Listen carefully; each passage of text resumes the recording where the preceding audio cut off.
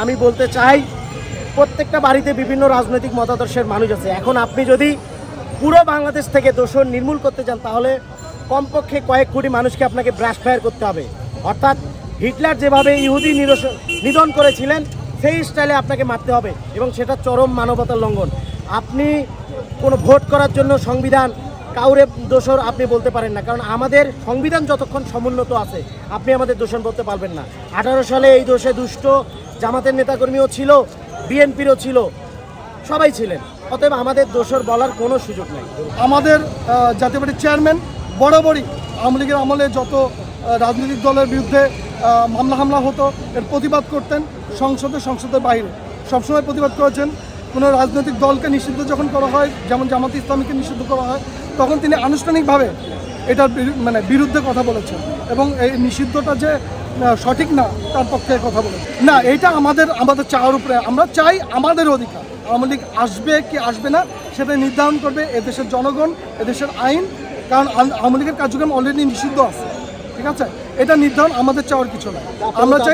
আমরা চাই যত না, আমরা তাদের সহযোগী ছিলাম না। আমরা আলাদা রাজনৈতিক দল, তারাও আলাদা রাজনৈতিক দল।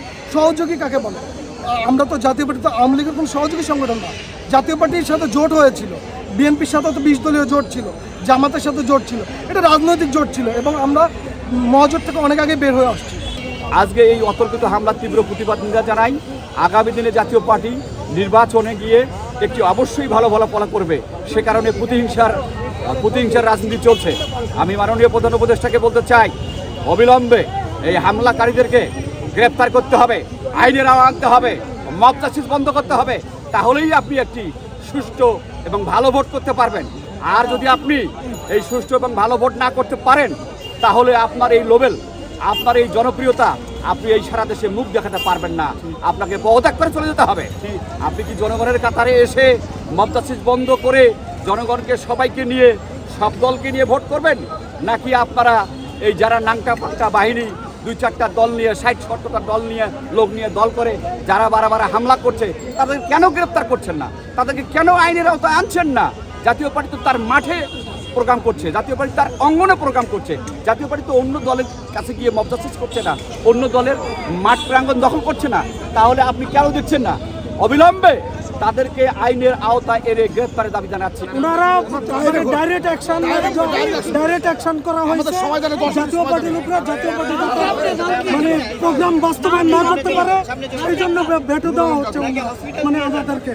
তো সুতরাং আমরা বলবো আমাদের শান্তপ্রিয় যে মিটিং, এই মিটিংটাকে বানচাল করা হয়েছে।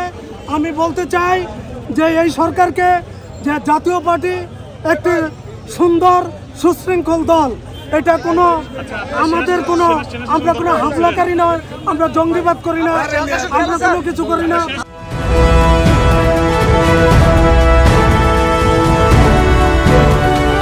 জনতা টিভি, জনগণের আয়না।